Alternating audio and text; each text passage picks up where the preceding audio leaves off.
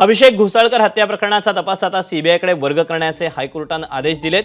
तेजस्विनी घोसाळकर यांनी हायकोर्टात दाखल केलेली याचिका स्वीकारण्यात आली आहे। मुंबई पोलिसांनी तपासात दाखवलेल्या त्रुटी या दखलपात्र असल्याचं हायकोर्टाने म्हटलंय। त्यामुळे राजकीय दबावामुळे मुंबई पोलिसांच्या गुन्हे शाखेने तपास योग्य पद्धतीने केला नसल्याचा आरोप याचिकेतून करण्यात आलेला आहे। या घडीची महत्त्वाची बातमी, अभिषेक घोसाळकर हत्या प्रकरणाचा तपास आता सीबीआयकडे वर्ग करण्याचे हायकोर्टाने आदेश दिलेले आहेत।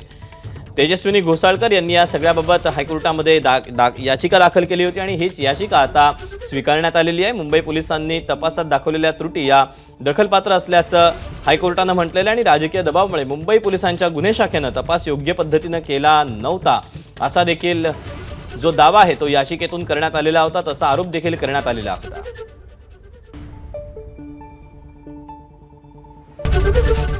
एबीपी माझा, उघडा डोळे बघा नीट।